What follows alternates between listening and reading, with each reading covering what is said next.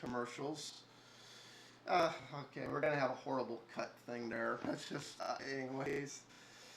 People, if I just stopped talking in the middle of a statement, I'm sorry, that's YouTube. uh, I mean, anyways, on to Microsoft's other little conundrums. Um, well, yeah, actually, we'll get back into that. Go ahead. Go what you're going to say, James. Okay, so the link that you put for this is the fish tank, right? That's just one of them. There's a bunch of them. Did you see the one where they compared Chrome, Opera, IE9, and Firefox?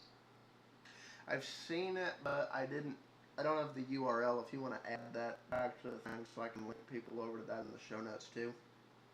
Alright, I might try to look for that. I don't actually have the URL right now. Okay, but go ahead. Go into that. Yeah, that was interesting, how it completely surpassed Chrome and Opera.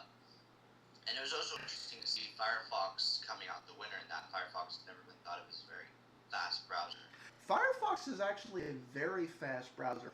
Where Firefox is weak is it's not as fast in rendering JavaScript as Chrome is. And Firefox, because of the type of people who use Firefox, tends to get loaded down with plugins. Like, that's the primary reason I actually use Firefox. I make use of a lot of plugins, which I can't add on Chrome. They don't exist there yet. So, given the choice, I still prefer Firefox to Chrome.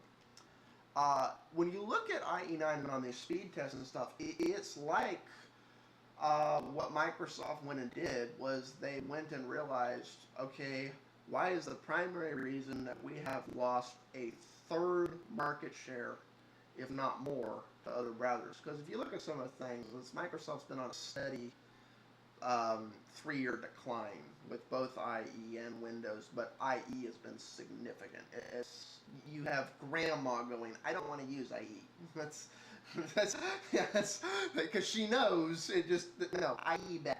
Grandma has learned IE bad, which Microsoft now has to address. But one of the features I find mysteriously missing from IE9, at least every build that I've seen, is spell check. The hardware acceleration, great. The fact that it will make use of GPUs, great. I see it taking less than a month or two for both Chrome and Firefox and even Safari to have plugins that allow the same thing. But one of the real things, the real advantages of all three of these browsers, and I believe Opera has this too, is things like spell check and all of this is built in. And given that Microsoft has one of the best spell grammar check things there is, aside from Google's, you've always wondered why they're so reluctant to include that. I guess they figure it hurt Office Suite sales or something, but you would think they'd have moved on beyond that because they're letting Office be something. There's a limited version of it in the cloud now. It's like but yet I still haven't seen any implementation of this at all for IE. I don't know if I guess that's not as big an issue to y'all as others. I can't live without spell check. About the spell check though, so Chrome spell check is actually significantly worse than the Google Toolbar spell check. So I don't know why that is true either. No, they're doing something similar to what Microsoft just one-upped Google in that they have none. But yeah, I've always wondered about that. I don't suffer from it as much in Linux because one of the things I love about Linux because of the way it's put together is if you have a good spell check engine in it, it tends to kind of work its way into everything if you've put it together right.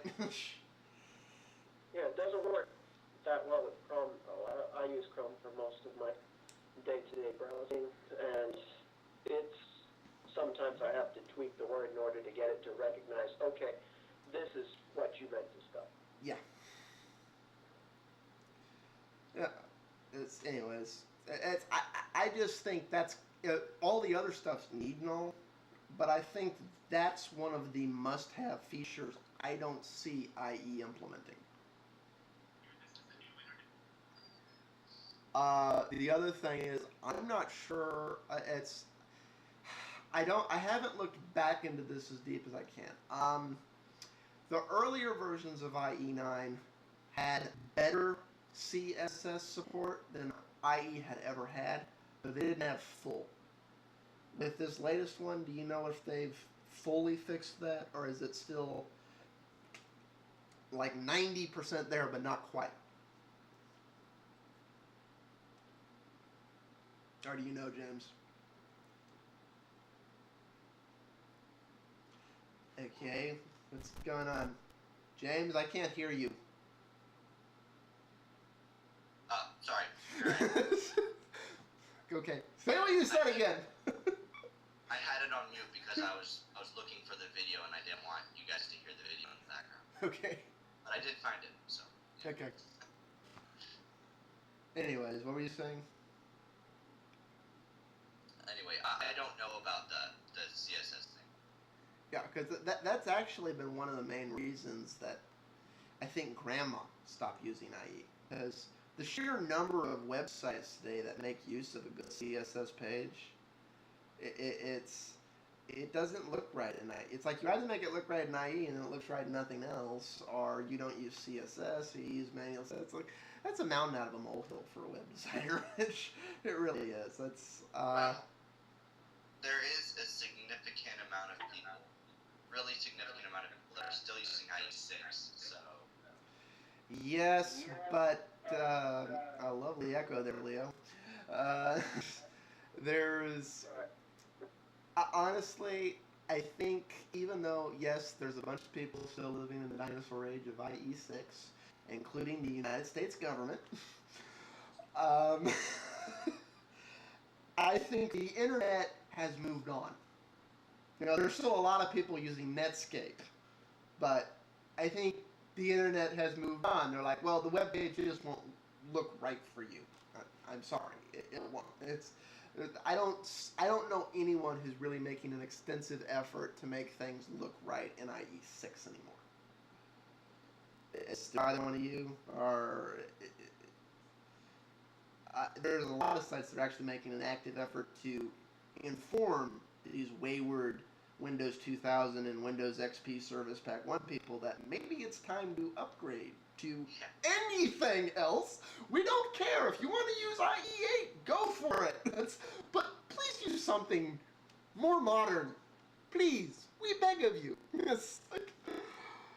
I want to see IE6 die. But at the same time, there's just so many business customers that are absolutely forced to use it or whatever, and a couple of old websites that are still up that were designed specifically for IE6.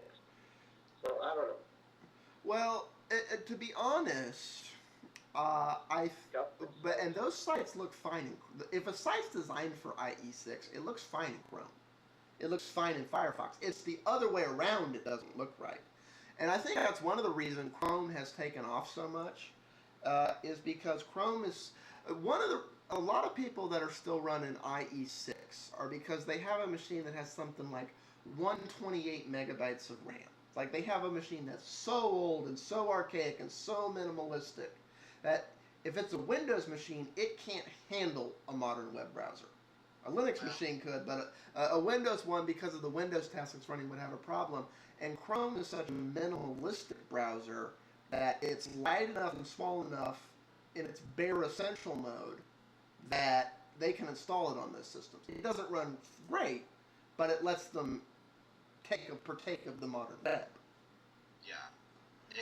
I have had I fixed a 128 laptop system for a friend, and I installed Chrome on it, and it is faster than Internet Explorer, and it is able to run it. Although it's still slow, but yeah, it's not as slow as IE7 or IE8 or even Firefox once you start adding anything to it. So it's like, and I think that's part of why it's grown so long. Okay, we gotta pause for a second.